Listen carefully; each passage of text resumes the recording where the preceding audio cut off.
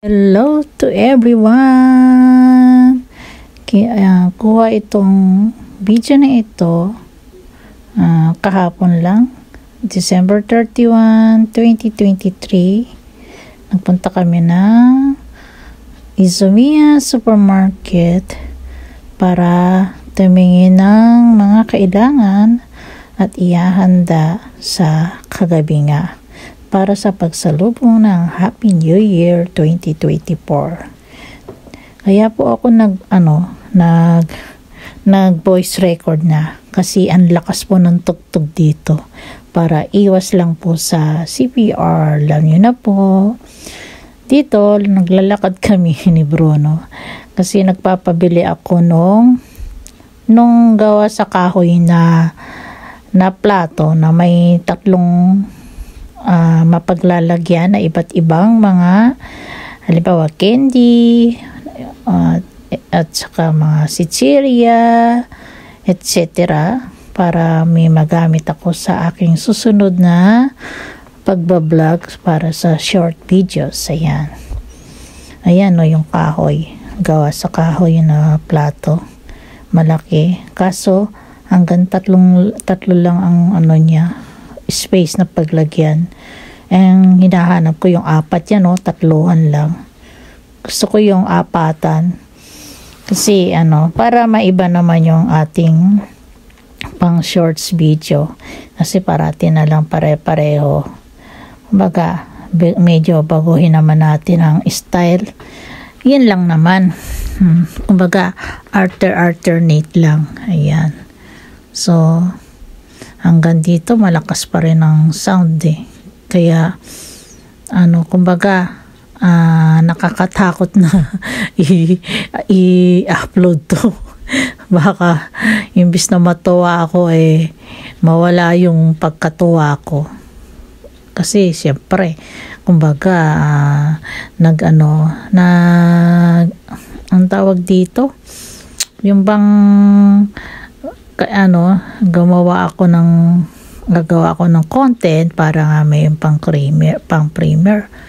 Ayan, panayang pakita ni Bruno sa mga ayan, pinapakita niya sa akin. Ay, hindi ako yata yan. Nakita ko lang, medyo malalim, parang yun ang mas gusto ko. Kasi yung gawa sa kahoy, medyo mababaw baka umapaw lang yung ilalagay ko. Siya na hukay sa aking boses kasi habang ginagawa ko ito, nakikinig naman ako dun sa live na member ni Bruno. May palaro kasi doon, kaya dala-dalawa itong ginagawa ko. Hello, eto nagpo-voice pa rin ako. Dito kami sa laruan. Dito ko hinila si Bruno kasi inisip ko oo nga pala kako yung mga pang shorts ko meron pa wala dito kaya ayan, dali-dali akong namimili para sa susunod na iba-vlog ko. Marami pala dito na discover ko. Una, ikot-ikot lang naisip kong pumunta dito sa mga toys ng mga pambata nga. Kaya ayan, na-discover ko. Ito, ayan, ang dami Kaso ang problema ay pera. Niisip ko, sino kaya magbabayad? Ako o si Bruno? Siyempre, kumbaga, galit-galit pa rin ako kay Bruno. May tampo-tampo pa rin ako. Pero kung wala akong tapo-tapo dyan, sasabihin niyan sa akin, ikaw magbayad. Pero this time, di siya nagsasalita. Walang reklamo. Kasi, alam niya kung ano yung galit-galit ako sa kanya, kung ano yung ikinagalit ko sa kanya, pero hindi pa rin namin pinag-uusapan. Ayoko na rin i-open. Alam naman niya kasi kung bakit ako galit-galit sa kanya, dahil nga doon sa Christmas party nila na hindi niya ipinaliwanag sa akin yung mga gusto kong malaman kung bakit hindi niya nagawang tumawag sa akin. Ay nako, hindi pa rin natapos ang tugtog hanggang sa kauli-hulihan. Ito ang magbabayad na si Bruno sa mga nakuha kong mga gagamitin ko sa aking pagbablog. Binabayaran na niya. Meron din siyang kinuha, hindi ko alam kung ano yun. Parang picture frame. Ewan ko kung siya ang gagamit o yung Junakis namin. Baka in-order sa kanya.